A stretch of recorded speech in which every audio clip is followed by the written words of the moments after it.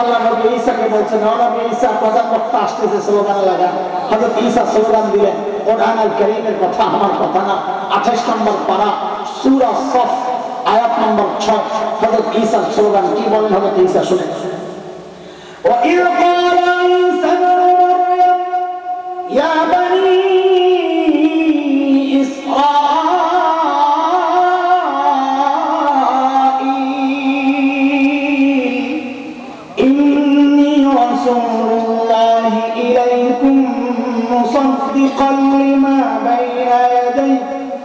مصدقا لما بين يدي من التوراة ومبشرا برسول يأتي من بعد اسمه أحمد الله أكبر হযরত ঈসার স্লোগানের মূল পয়েন্ট দুইটা। আস্তে আস্তে আমি ইঞ্জেকশনের দিকে যাইতেছি, মনোযোগ রাখবে। স্লোগানের পয়েন্ট কয়টা বলেন? কয়টা? 1 নম্বর যেটা বলবো এটা সবাই মুখস্থ করবে। কেন? বাংলাদেশের বহু ফিতনার মূলে এই কথা না বোঝা। এটা যে বুঝবে সে ফিতনায় পড়বে না। ওলামাদের আন্দোলনকে সে বিশৃঙ্খলা বলবে না, সে বলবে এটা তো আমার কাজ। এই স্লোগানের বক্তব্য না বুঝার কারণে বাংলাদেশে বহু ফিতনার মাথা চাড়া দিচ্ছে। আর আলেমরা প্রতিবাদ করলে মানুষ এটাকে রাজনৈতিক প্রতিহিংসার আন্দোলন বলে চালায় দিচ্ছে। এই বক্তব্য না বোঝার কারণে বলে আমার সাথে সাথে হযরত ঈসা দুইটা কথা বলেছেন। কয়টা? 1 নম্বর, এটা মুখস্থ করেন সবাই, ও বনি ইসরাঈল, বলেন বলেন বলেন, আল্লাহ আমাকে তোমাদের রাসূল বানায় পাঠিয়েছে। আবার বলেন, ও বনি ইসরাঈল, আল্লাহ আমাকে তোমাদের রাসূল বানায় পাঠিয়েছে। এবার সহজভাবে বলেন, বনি ইসরাঈল, আল্লাহ হযরত ঈসাকে কাদের রাসূল বানায় পাঠিয়েছে? বনি ইসরাঈল মানে আজকের ইহুদিরা। ঠিক আছে, এই কথাটা মাথায় রেখে, এটা আমার ইনজেকশনের সুই, এই কথা দিয়ে ইনজেকশন ঢুকাই দিই। এটা রাখেন, এটা পরে আসতেছে ইনশাআল্লাহ। হযরত ঈসার 2 নম্বর বক্তব্য, এতদিন তো আমি ওয়াজ করছি, অমুবাশশিরা, প্রধান বক্তার আগমন হচ্ছে, সুসংবাদ গ্রহণ করো, যার নাম হবে আহমদ। আল্লাহু আকবার। ওই যে বলেছিলাম আমার নবীকে আল্লাহ যা দিয়েছেন সব সেরা সেরা জিনিস দিয়ে সাজায় দিয়েছে। আরে নাম দিয়েছেন তো 2টা, সেরা না। আমার তো ইলম কালাম কম, তাই শুধু 2 নাম নিয়ে যদি কথা বলি রাত শেষ হয়ে যাবে। আল্লাহু আকবার, কি রাখছেন আল্লাহ এই নামের মধ্যে। আমার নবীর নাম আহমদ। আহমদ মানে সবচেয়ে বেশি প্রশংসাকারী।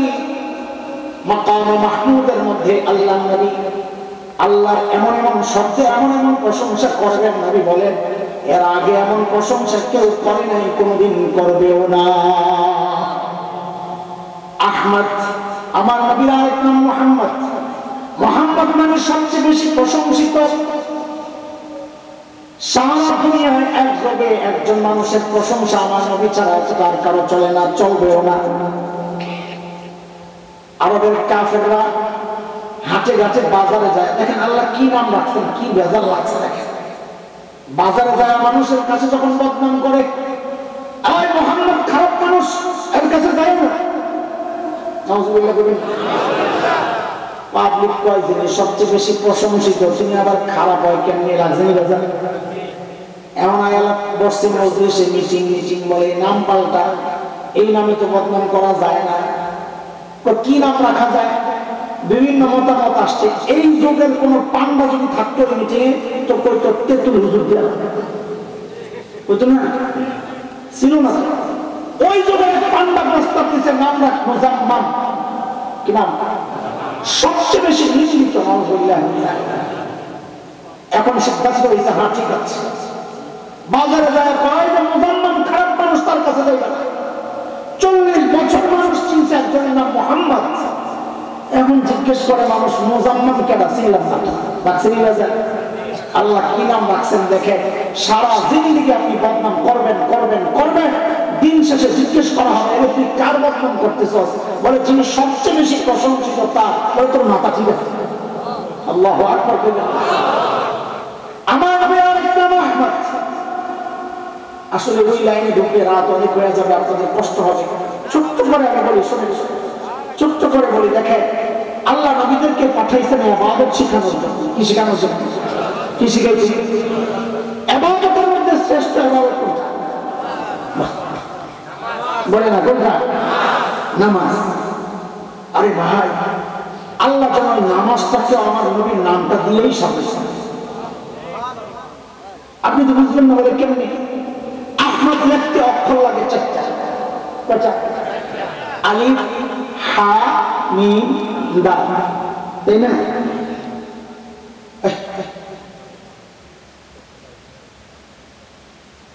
লাভ দেবো যাবেন লাভ পশ্চিম কোনটা? দেখছেন? আচ্ছা ঠিক আছে, এদিকে থাকবো, এদিকে থাকবো, মনে করেন ওইদিকে বসে দেখাইতেছে খারাপ, ওদিকে থাকো, নামাজে যাও, শুরু হয় নামাজে যাও, ওদিকে থাকো, নামাজে যাও, যে নামাজ যাও। এই যে আহমদ লিখতে অক্ষর লাগে। একজন মানুষ যখন দাঁড়ায়, যেমন আলিফটা দাঁড়ায় গেছে, রুকুতে যাও, এই দেখেন কি সুন্দর হাওয়া গেছে, যাও সেজদায় যাও, সেজদায় যাও, এই দেখেন মিমের মাথা। ও আপনারা উল্টা দেখতেছেন, ডান দিক থেকে দেখলে এমনই দেখা যায়। বসো সুন্দর করে, এই দেখেন কি সুন্দর করে দাল বসে দিচ্ছে। যাও যাও যাও, এত করে আসে নামাজ জানি ওই নিয়ে আল্লাহ ওজু আছে নি? আল্লাহু আকবার। আমার নবীর আল্লাহ যা দিয়েছেন সব সেরা সেরা জিনিস দিয়ে সাজায়। কোন দিক দিয়ে যাবে বলে? আরে বরকত দিয়েছেন তো সব সেরা সেরা বরকত। হযরত আমিনা বলেন, আমার এই দুলাল যখন আমার পেটে, আমি যখন জমজম থেকে পানি উঠাইতে যাই, এর যুবকরা তোরা বলতো দেখি কুয়ার পানি থাকে কই, নিচে না উপরে? হযরত আমিনা বলেন, আমি যখন জমজমের কুয়ার পানি উঠাইতে যাই, আমি খেয়াল করি পানিগুলো আস্তে করে উপরের দিকে উঠে যায়। আমি সরে আসলে পানি আবার নিচে চলে যায়।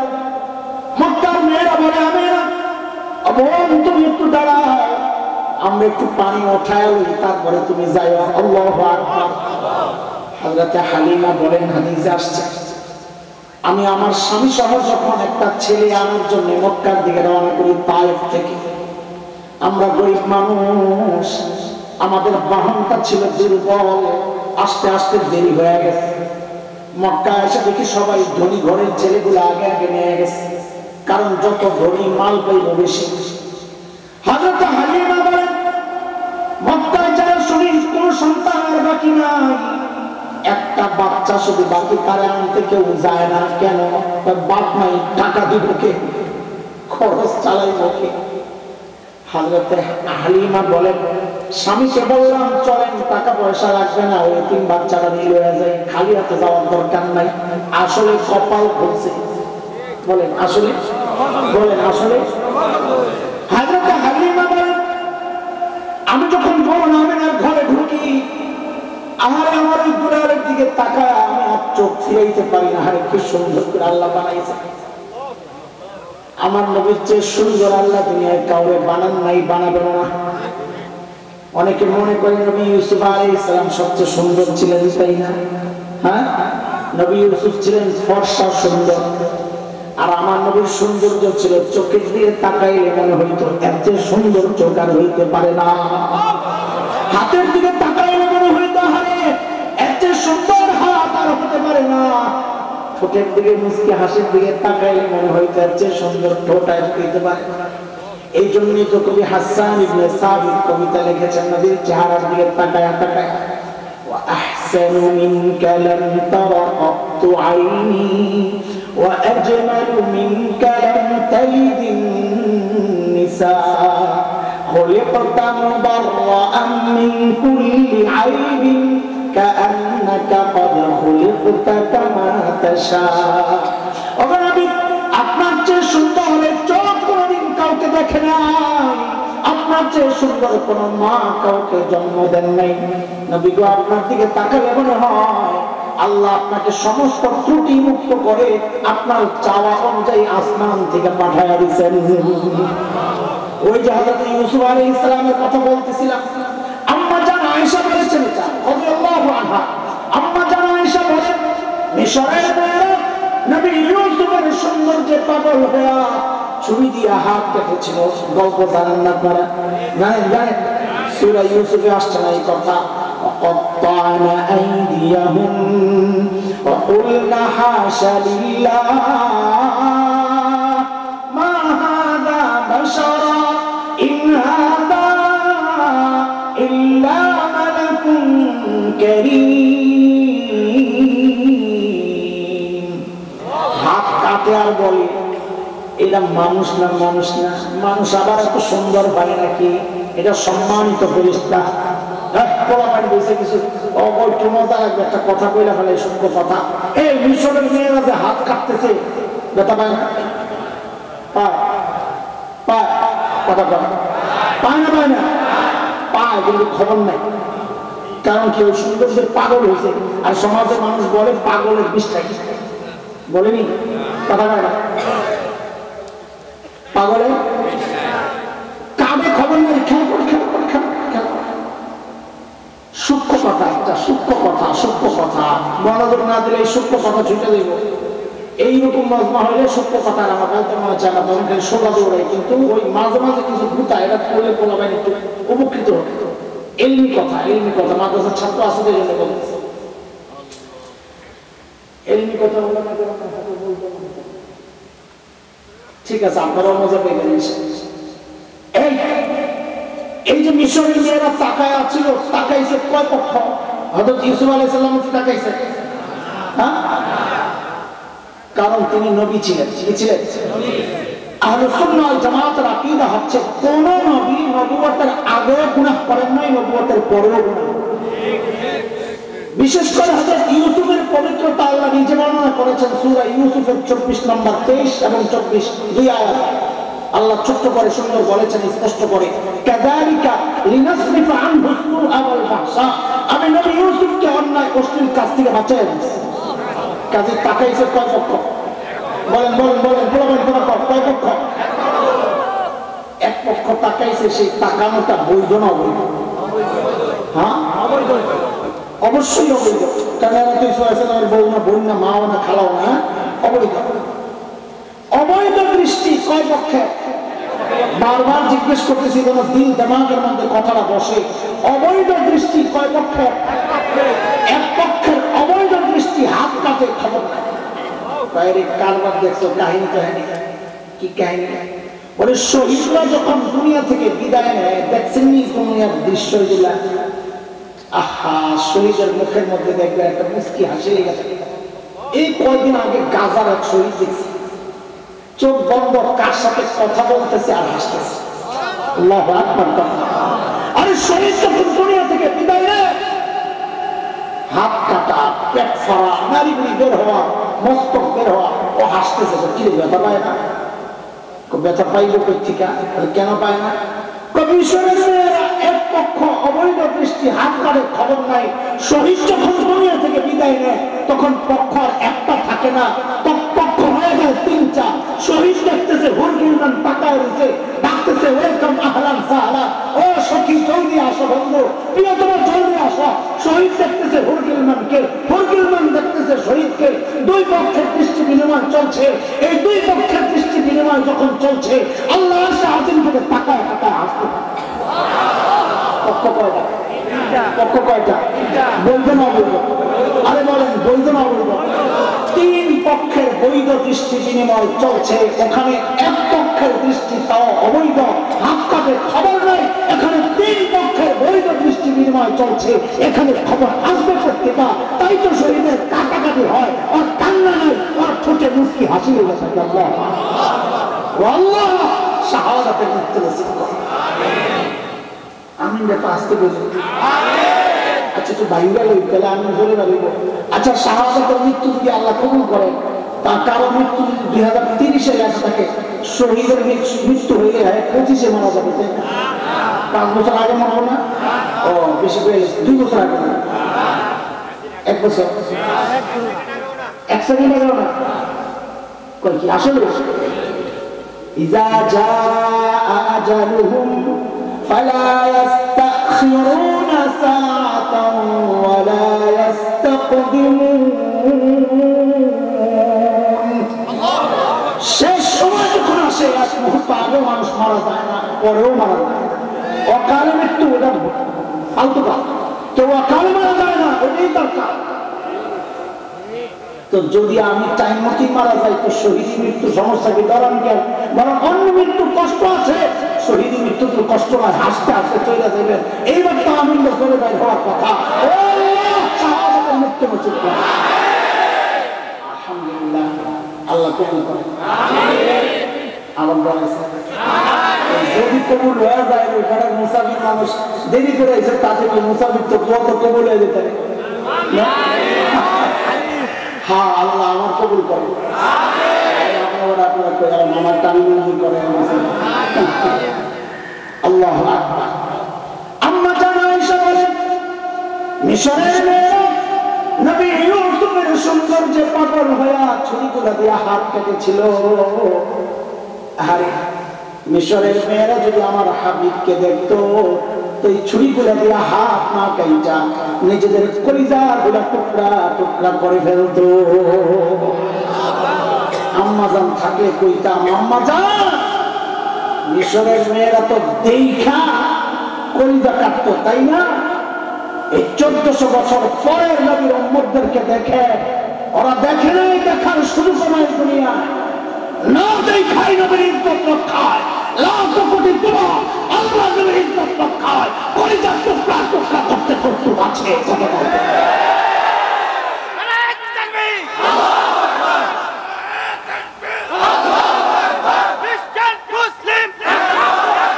আসলে আগে তো নবীর ইজ্জত রক্ষায় জীবন দেওয়া যাবে তো ইনশাআল্লাহ, ইনশাআল্লাহ, ইনশাআল্লাহ। এটাই তো ওদের ভয়। তো কি দেখলাম আঙ্গ মার্কাল লইকে মিছিল করে, হ্যাঁ যে হুজুরগুলো মিছিল করে, চিল্লানা দিন ইসলাম শরিয়া চিল্লানা তোমরা মার্কা আছে এখন নানা রকমের, কিন্তু ইসলাম আসলে আমাদের মার্কা একটা। কথা ঠিক কিনা? আমরা রাজনীতির মাঠে সততা বিভক্ত। সর্বহীন একটা উদাহরণ দিয়েছেন, উদাহরণ হাতের 5টা আঙ্গুলের মাথা একসাথে না আলাদা, তো আলাদা যখন কাজ থাকে না, আরে মাথা নেই গোড়া না, ফাঁক ফাঁক না, তো ফাঁক ফাঁক কোন সময় যখন কান খায়, কিন্তু খাইতে গেলে সব একখানে হয়ে যায় না রে। হ্যাঁ, একখানে হয় না?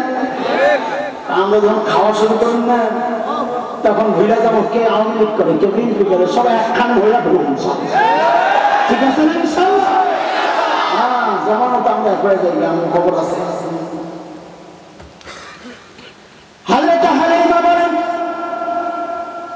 আমি আমার আদরের দুলালকে যখন মুখে জড়াইনি আমার কাছে মনে হলো আরে আমার কে জানি ধরে রয়েছে, ছাড়ে না। আসলে নিজে এমন ভাবে ধরছে আর ছাড়তে মন চায় না। স্বামীকে বললাম টাকা পয়সা লাগবে না, অনেক বড় নিয়ামত পেয়ে গেছি, চলেন চলেন। আমি যখন আমার বাহনের মধ্যে আমার এই দুলালকে বকে নিয়ে বসলাম, আমার স্বামী যখন সামনে উঠে বসলেন, আরে আমি দেখি যে বাহনটা ধপাস করে বসে বসছে। আমি অবাক হয়ে গেছি, কারণ দুর্বল বাহন বটে কিন্তু এত দুর্বল তো না যে বাচ্চার ধরে বসে পড়বে। আমার কাছে কেমন কেমন করে লাগতেছে। স্বামীকে বললাম দেখি একটু নেমে দাঁড়ান তো। বলে যেই আমার স্বামী একটু নেমে দাঁড়ালেন অমনি বাহনটা লাভ দিয়ে দাঁড়ায় গেছে। হালিমা বললাম আমার সন্দেহ আরো বাড়ছে। স্বামীকে বললাম আবার একটু সামনে আইসা বসেন তো দেখি। বলে আমার স্বামী আবার উঠা বসলে আবার বাহন ধপাস করে বসে বসে। আমার স্বামীকে বললাম যা বুঝার বুঝা গেছে, আপনি নামেন নামেন। আমার স্বামী নামছে, আবার লাভ দিয়ে দাঁড়ায় গেছে। আমার স্বামীকে বললাম দেখি এবার সামনে না বৈশা দেখি পেছন দিয়া যায় বসেন তো দেখি কি হয়। বলে যেই না আমার স্বামী পেছন দিয়া যায় বসলে অমনি বাহন লাভ দিয়া উঠা এখন সবার আগে আগে দৌড়া। আল্লাহকে খাওয়া দিচ্ছেন হালিমা, আমার নবী শিশু, তোমার কাছে দাম নাই না? তোমার জামাই পিস দিয়া বয় আমার নবীরে না, আমার নবীর আমি ইজ্জত ওয়ালা বানাইছি, তাকে ইজ্জত দেওয়া লাগবে, পিস দিয়া বসা যাবে না। আজকে তোমার জমিনে তোমার নবীর ইজ্জত নিয়ে কোরআনদাররা টানাটানি করে, তুমি মুখে কুলুপ এঁটে বসে থাকো।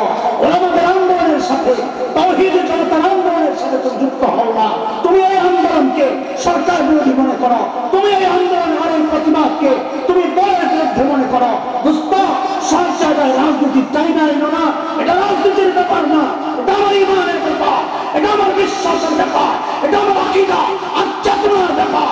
এই জায়গায় বিক্ষিপ্ত থাকলে চলবে না।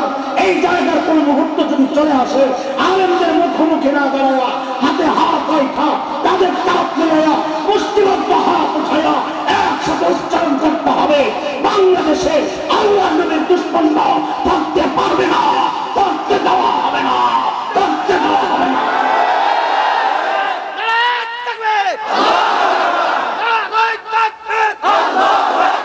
এই আওয়াজ উঠাইতে হবে একসাথে ইনশাআল্লাহ।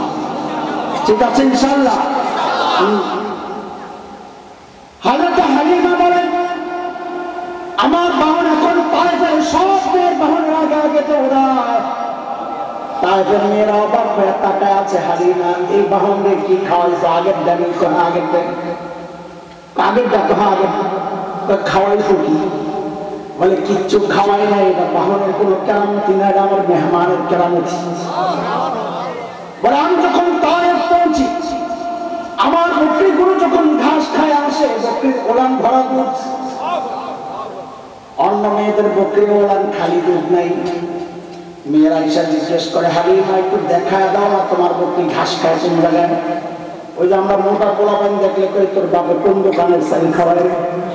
হ্যাঁ, হযরত হালিমা বলেন, এটা বকরির কোনো বরকত না, ঘাসের কোনো বরকত না, এটা আমার কুরাইশি মেহমানের বরকত। আল্লাহু আকবার। আমার নবীকে আল্লাহ যা দিয়েছেন সব সেরা সেরা জিনিস দিয়ে সাজায়া পাঠাইছেন।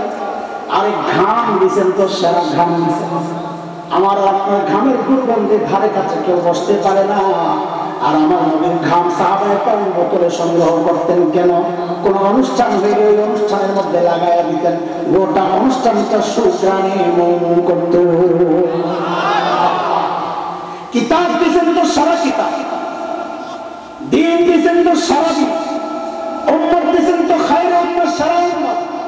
আরে বন্ধু দিয়েছেন তো আবু বকরের মতো সারা বন্ধু, যাকে আল্লাহ সালাম পাঠান। সুবহানাল্লাহ। যা দিয়েছেন আল্লাহ সব সেরা সেরা জিনিস দিয়া সাজায়া পাঠাইছেন। এই মুসলমান, এই পর্যন্ত কথা বলছেন, কথা বলছেন, কিছুটা চিনছেন আমার নবী? কি কি চিনছেন, কি বুঝছেন? আমার নবীকে আল্লাহ যা দিয়েছেন তো সব সব এই পর্যন্ত বুঝছেন। আস্তে আস্তে ইঞ্জেকশনের দিকে ঢুকা যায়, এই তো হসপিটাল বন্ধ হয়ে যাবে বেশি দেরি করলে। চলে দেখেন, একটা আপত্তি আসতে পারে আমাদের এই কথার উপর। উদাহরণ দিচ্ছি কোন বাপ দিয়া, ভুলে গেছে কোন বাপ? 440 বাবা।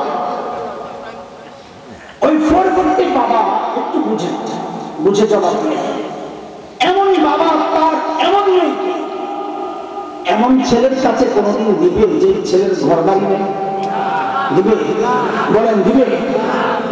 ছোট হুজুর এতক্ষণ যা বুঝাইছেন সব শেষ। বলে কেন? ব্যস্ত লেগে গেছে। কি ব্যস্ত লাগছে? ব্যস্ত লাগছে হইল আল্লাহ তাআলা নবীর সব সেরা সেরা জিনিস সাজায় পাঠাইছেন। বলে হ্যাঁ, তাইলে আল্লাহ তাআলা দুনিয়ার সেরা সুন্দর জায়গা সুইজারল্যান্ড ওখানে পাঠাইলেন না কেন? দুনিয়ার সেরা সুন্দর জায়গা কাশ্মীর, যাকে ভূস্বর্গ বলা হয়, দুনিয়ার জান্নাত বলা হয়, কি সুন্দর নয়াবিরাম দৃশ্য, আল্লাহ আমার নবীকে ওখানে পাঠাইলেন না কেন? পাঠাইছেন কোন জায়গায়? জাজিরাতুল আরবে। শব্দটা বলেন আমার সাথে, কোন জায়গায়? কোন জায়গায়? জাজিরাতুল আরব। বলেন জাজিরাতুল আরব, বলেন সবাই বলেন। জাজিরাতুল আরবের ভৌগোলিক অবস্থা, অবস্থান না, কোথায় এটা না, অবস্থা কেমন ছিল? খলিল ইব্রাহিমের জবানে আসছে সূরা ইব্রাহিমের মধ্যে, ওয়াদিন গায়রিহি যারা, বৃক্ষলতাহীন জলশূন্য বালুকাময় জায়গা, খাওয়া নাই, পানি নাই, ফল নাই, ফসল নাই, গাছগাছালি নাই, মরুভূমি, পাথর, অনুর্বর শস্যকর জায়গায় আল্লাহ আমার নবীকে কেন পাঠাইলেন? প্রশ্ন জাগে কি জানে না? এই প্রশ্নটা যত কঠিন ভাবে থাকবে, উত্তর বোঝা তত সহজ হবে।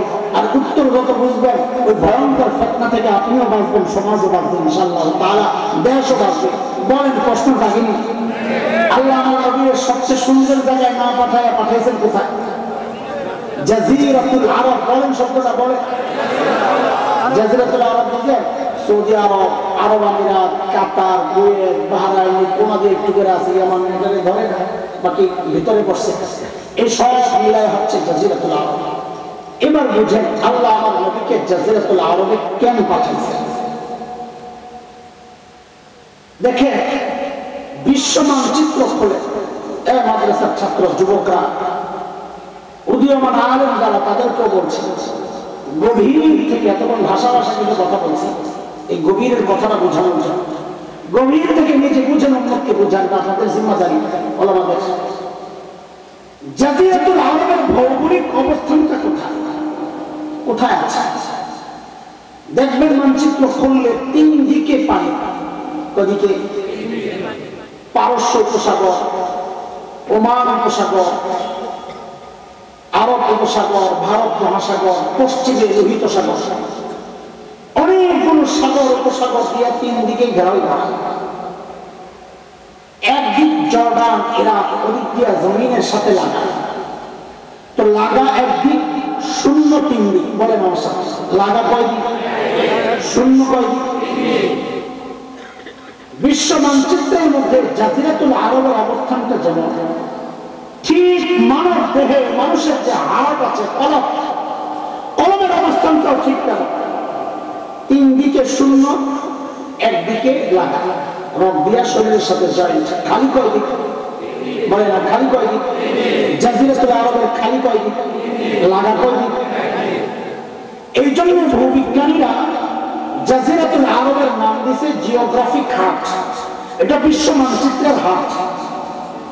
এতক্ষণ বলছি আল্লাহ আমার নবীকে পাঠাইছেন কোথায়? জাজিরাতুল আরবে। এখন জাজিরাতুল আরবটারে সরায়া ওই জায়গায় বসান হাত। আল্লাহ আমার নবীকে কই পাঠাইছেন? এখন বলেন, এমন তো সোজা, কই পাঠাইছেন? সবাই বলে বিশ্ব মানচিত্রে কোন জায়গায় পাঠাইছেন? হাতে। কোথায় কোথায়? হ্যাঁ, এখন থেকে প্রশ্ন আসবে, উত্তর দেব, উত্তরের উপর প্রশ্ন, আবার উত্তর, এভাবেই চলতে থাকবে। তা আপনাদের বোঝা সহজ হবে। জটিল বিষয় আমি সহজে বোঝানোর চেষ্টা করতেছি ইনশাআল্লাহ। তো আমাকে আবারও জবাব দেন, কথা আগানোর জন্য পাঠাইছেন কোথায়? কোথায়? জাজিরাতুল আরব। বাপ, জাজিরাতুল আরব ভুলে যান, এখন বলবেন কি? হাতে কেন পাঠাইছেন? এটা বলার আগে একটা পড়া মুখস্থ করে। আমার নবী ছিলেন একমাত্র বিশ্ব নবী। বলে আমাদের নবী কি ছিলেন? বিশ্ব নবী না, একমাত্র। একমাত্র না বললে আমার সবাই উঠে গেছে।